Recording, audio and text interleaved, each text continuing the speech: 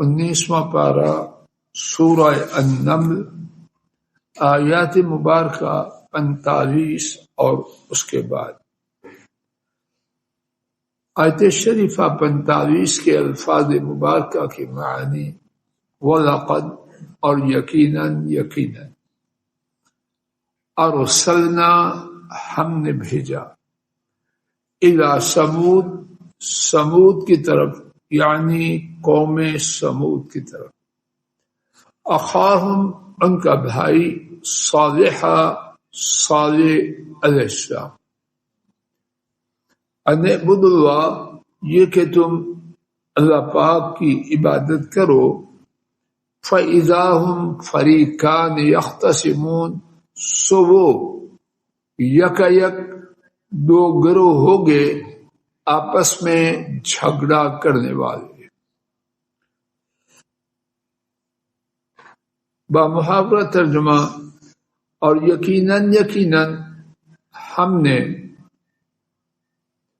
سمودیوں کی جانب ان کے بھائی صالح علیہ السلام کو رسول بنا کے بھیجا یہ کہ تم اللہ پاک کی عبادت کرو تو یک وہ دو گروہ آپس میں لڑنے والے ہو گئے۔ اس آیت کریمہ میں کیا کچھ ہے اللہ پاک ہی جانتے ہیں۔ کچھ بات جو ٹوٹی پھوٹی سمجھ میں انہی کی توفیق سے آئی ہے عرض کرنے کی عاجزانہ انہی کی توفیق سے کی جا رہی۔ وَلَقَدْ اور یقیناً بعض مفسرین کے ہاں جب دو دفعہ اللہ پاک یقیناً کہیں اس سے مراد میں رب العالمین قسم کھا کے کہتا۔ کچھ باتیں ہمارے ہاں اس طرح رائج ہیں جیسے کہ وہ مسلمہ حقائق ہیں اور بات ایسے نہیں۔ ایک بات جو بہت زیادہ کہی اور سنی جاتی ہے قسمیں کھانے والا جھوٹا ہوتا ہے معاذ اللہ۔ یہ بات ہمیشہ نہیں۔ جھوٹے کی علامات میں سے ایک یہ ہے کہ وہ قسم کھاتا ہے اور زیادہ کھاتا ہے، لیکن یہ نہیں کہ ہر قسم کھانے والا معاذ اللہ جھوٹا ہے۔ اس لیے یہ جو باتیں بنی بنائی چلتی ہیں ان کے بولنے میں احتیاط لازم ہے، کہیں بات کرتے کرتے آدمی اپنے ایمان اور دین سے ہی محروم نہ ہو جائے۔ اِلَى ثَمُودَ أَخَاهُمْ صَالِحًا سمودیوں کی طرف ان کے بھائی صالح علیہ السلام۔ عام طور پر سنت الہیہ یہ رہی ہے کہ نبی جس قوم کی طرف بھیجا جاتا انہی میں سے ہوتا۔ اس میں کیا حکمتیں ہیں اللہ تعالیٰ ہی بہتر جانتے ہیں۔ ان میں سے ایک حکمت کہ جب کوئی شخص کسی قوم میں سے ہو اور وہ بطور رسول ان کو دعوت پہنچائے تو وہ صرف زبان ہی سے نہیں بولتا، اس کی زندگی ان کے سامنے چلتی پھرتی تصویر ہے۔ اور چونکہ انبیاء اپنے وقت میں سب سے زیادہ نیکوکار لوگ ہوتے ہیں تو اس طرح ان کی دعوت زبان سے بھی ہوتی ہے عمل سے بھی ہوتی ہے۔ اور جب زبان کی دعوت کے ساتھ عمل کی دعوت مل جائے تو غالباً ہمیشہ نہیں اس کی تاثیر میں غیر معمولی اضافہ ہو۔ دوسری بات، نبی کو اپنی ہی قوم کی طرف مبعوث کرنے میں دین کی دعوت دیتے ہوئے مخاطب کو جاننا مفید ہوتا ہے۔ جتنا زیادہ مخاطب کو جانا جائے اتنی زیادہ دعوت کی کامیابی کی امید ہوتی ہے۔ یہ نہیں کہ دعوت کامیاب ہے، نوح علیہ السلام کتنی عمر اپنی قوم میں دعوت دیتے رہے تو کیا نتیجہ نکلا؟ وَمَا آمَنَ مَعَهُ إِلَّا قَلِيلٌ، ان کے پاس ایمان لانے والے تھوڑے تھے، ایک کشتی کے سوار، وہ کشتی بھی ساری کے ساری انسانوں ایمان والے لوگوں سے نہیں، اس میں ہر قسم کے جانوروں کا جوڑا جوڑا بھی تھا۔ تو پھر یہی بات کہ جب قوم سے ہوگا، یہ نہیں کہنا کہ اس کی دعوت ہمیشہ قبول نہیں، اس کی دعوت کی قبولیت کے امکانات روشن ہوتے ہیں۔ ان اعبدوا اللہ، ان کی دعوت کیا تھی؟ اللہ پاک کی عبادت کرو۔ یہ بات ہمارے ساتھ ایک سے زیادہ دفعہ گزر چکی ہے۔ تمام انبیاء کی دعوت، اس کی اساس، اس کی بنیاد، سب سے پہلی دعوت وہ دعوت توحید تھی۔ اللہ پاک ان لوگوں پر رحم کرے جو کہتے ہیں توحید کی بات بعد میں کریں، پہلے امت کو ایک بات پر جمع کر لیں تو بعد میں سمجھا لیں گے۔ اللہ پاک ان پر رحم کرے، انبیاء سے یہ زیادہ سمجھدار ہے، اور جس اللہ پاک نے انبیاء کو دعوت کا طریقہ سکھلایا اس کے بارے میں، ان کے بارے میں ان کی کیا رائے؟ سماعت فرما لیجیے۔ اللہ کے فضل و کرم سے اہل حدیث کا یہ عقیدہ، ہر وہ چیز جو اللہ پاک نے کی، اللہ کے انبیاء نے کی، محمد رسول اللہ صلی اللہ علیہ وسلم نے کی، وہ ہی ٹھیک ہے۔ باقی دانش حکمت جس کی ہے اس کو مبارک، ہمیں وہ نہ دانش چاہیے، نہ وہ حکمت چاہیے، نہ وہ مصلحت چاہیے۔ دعوت کی ترتیب یہی ہے، جس طرح لوگ مانتے نہیں۔ اب دیکھ لیجیے اللہ پاک کہہ رہے ہیں فَإِذَا هُمْ فَرِيقَانِ يَخْتَصِمُونَ، تو لوگ ان کی بات مانیں۔ فَإِذَا یک، فَإِذَا میں آل آف سڈن کا معنی فوراً، تو دعوت توحید کا فوری نتیجہ کیا ہوا؟ تو کیا اس اختلاف کے پیش نظر اس دعوت کو موقوف کر دیا گیا، یا آئندہ آنے والے نبیوں نے پالیسی کو تبدیل کیا؟ نہ، طریقہ یہی ہے، جا کے قبروں پہ پھول چڑھائے لوگوں کو اکٹھا کرنے کے لیے تاکہ اکٹھے ہو جائے، بعد میں ٹھیک کر لیں گے۔ یہ ان کو مبارک جو کرتے ہیں، اس کا دین سے ہماری ناقص محدود سمجھ کے مطابق کوئی تعلق نہ، اس طرح دین آیا ہے نہ کبھی آئے، اور نہ ایسا دین معتبر ہے۔ توحید کے بغیر قبر پرستی کی بنیاد پہ اکٹھا ہونا، اس سے کیا فائدہ ہے؟ اتفاق مبارک ہے جو توحید پر ہو، توحید چھوڑ کے اتفاق، یہ تو مکہ والے چیختے رہے، کچھ آپ نرم ہو جاؤ، کچھ ہم بدبو لو تو دھن فیدھنون، چاہتے ہیں کچھ آپ نرمی کر لو، کچھ ہم کریں تو بات چل جائے۔ نہیں، فلا اللہ نے کہا ان کی بات ماننی ہے۔ کھری دعوت، کوئی مانے نہ مانے، دعوت کھری اور کھری ہی ہے۔ بعض لوگ اس بات سے بہت زیادہ چین بچی کرتے ہیں، دیکھو جی آپ نے دعوت توحید کی بات کی، امت میں دو ٹکڑے ہو۔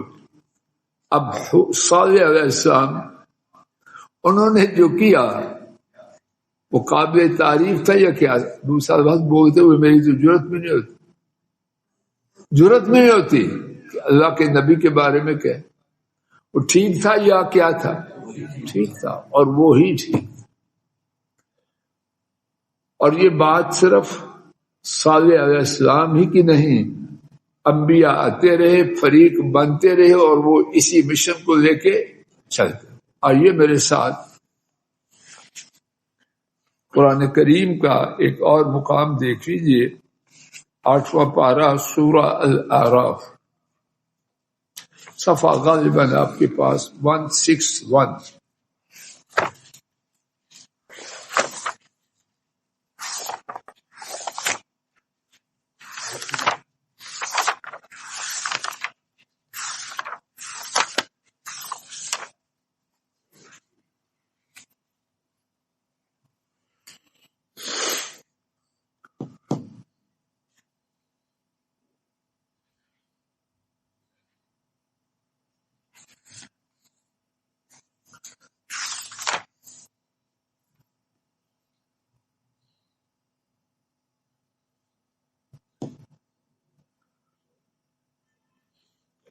یہاں آیات کریمہ 73 سے سیدنا صالح علیہ السلام کی دعوت کا آغاز ہوا ہے.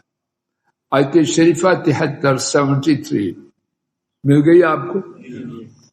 پڑھیے پہلی سطر.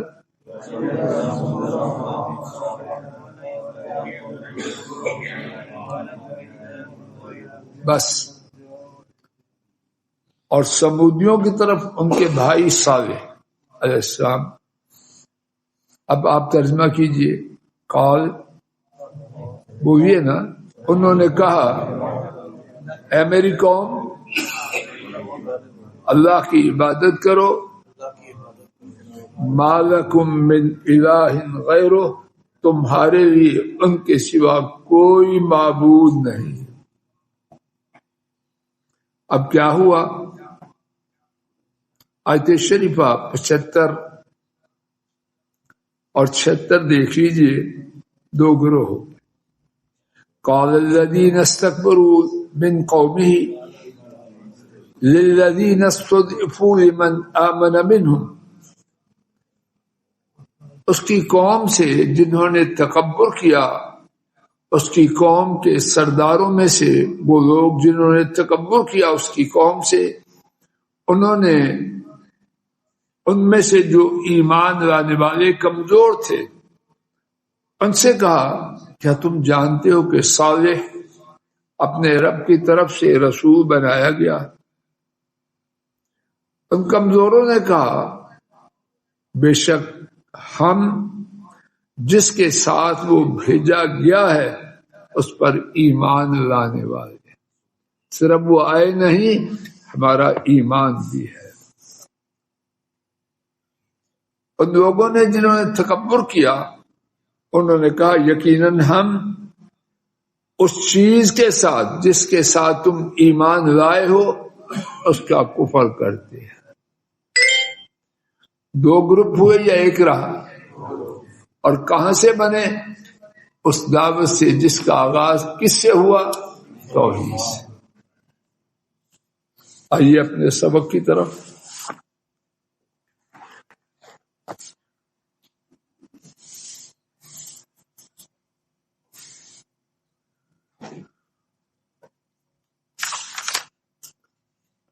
قال یا قوم لم تستعجلون بالسیئة قبل الحسنة لولا تستغفرون الله لعلكم ترحمون. قال انہوں نے کہا سیدنا صالح علیہ السلام یا قوم اے میری قوم لما کیوں تستعجلون بالسیئہ، سیئہ سے مراد برائی اور یہاں مراد عذاب. تم برائی کو جلدی طلب کیوں کرتے ہو؟ تستعجلون یہ جو سانچہ ہے، وزن ہے، باب ہے استفعال کا. اور یہ بات کتنی دفعہ گزری ہے کہ وہ الفاظ جن میں الف سین تا ہو اس میں طلب کا معنی ٹو سیک سم تھنگ. استسقاء بارش کو طلب کرنا، استغاثہ مدد کو طلب کرنا، استنصار مدد کو طلب کرنا.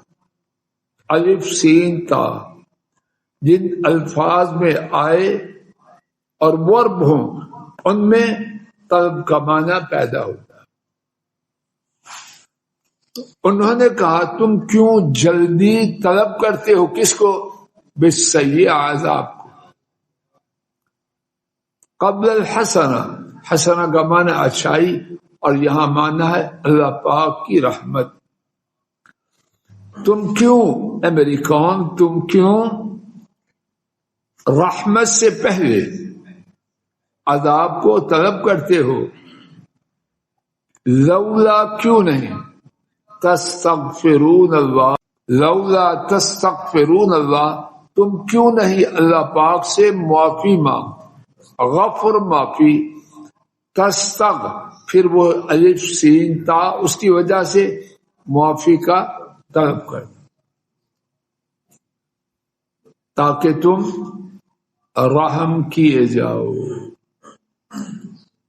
بامحاورہ ترجمہ. انہوں نے کہا ہے میری قوم تم رحمت سے پہلے عذاب طلب کرنے میں جلدی کیوں کرتے ہو؟ تم اللہ پاک سے گناہ کی معافی طلب کیوں نہیں کرتے تاکہ تم پر رحم کیا جائے؟ نافرمان قوموں میں قدیم سے ایک مشترکہ بری عادت یہ ہے کہ جب ان کو سمجھایا جائے ان کے پاس دلائل کا جواب نہ رہے تو کہتے ہیں جاؤ جس عذاب سے ڈراتے ہو لے آؤ. یہ قدیم سے ہے. اور اللہ پاک ہدایت دے. نام دیہات کتنے مسلمان بھی جب ان کو سمجھایا جائے تو کیا کہتے ہیں؟ گھروں میں نافرمان بچے بھی جس سے ڈراتے ہو آ جائے آ جائے. یہ شیطانی طریقہ بڑا پرانا، اللہ اس سے بچا.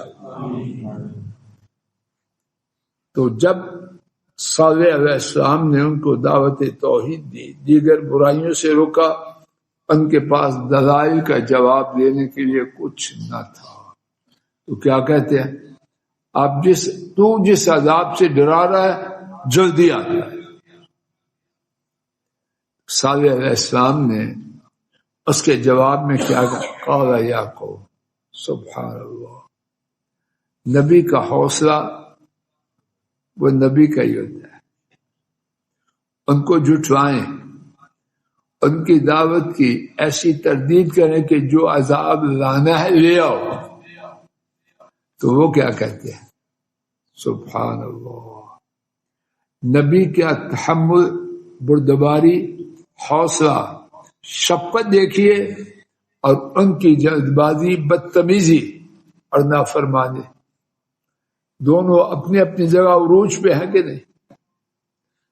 اللہ پاک جس کے سر پہ نبوت کا تاج رکھتے ہیں اس کو خوبیاں بھی ایسی عطا کرتے ہیں جو انسانوں میں سے کسی اور کو عطا نہیں کرتے. اے میری قوم، اور یہاں میرے آپ کے لیے سب کے لیے سبق ہے. ہم سمجھاتے جب کوئی بدتمیزی کر جائے تو ہمارا موڈ سمجھانے والا رہتا ہے. ہاں جی، ہم تو کہتے ہیں یہ آر یا پار. تو انبیاء کے واقعات اللہ نے اللہ نے انبیاء کے واقعات کیوں بیان کیے؟ فضل الہی ہوش کیا تھا؟ ماڈل تو نہیں، وہ ماڈل ہے. اتنے بدتمیز، بات واضح ہو رہی ہے. لانیہ بدتمیزی کی انتہا ہے، جس سے ڈرارا گیا چھوٹی بدتمیزی ہے. یعنی تیری ساری کہانی چھوٹ کا پرندہ مال کروا، یہی مقصد ہے. اور وہ کیا کہ یا قوم، اے میری قوم. اس میں اشارہ ہے میں جو تمہارے لیے تڑپ رہا ہوں میرا آپ کا خونی تعلق ہے. آج کے محاورے میرا خون جوش مارتا ہے. میرا آپ کا جو نسبی تعلق ہے، تم کتنے بدتمیز ہو جاؤ میں ہمدردی سے باز نہیں آ سکتا. یا قوم. اور یہی طریقہ ہے صحیح سمجھانے کا. اور پھر جو سمجھایا اس میں ان کی اخروی خیر تو ہے، یہ دنیاوی خیر بھی ہے کہ نہیں؟ کیوں عذاب کو رحمت سے پہلے مانگتے ہو؟ اسی پر بات کو روکتے ہیں. وقت ہو چکا.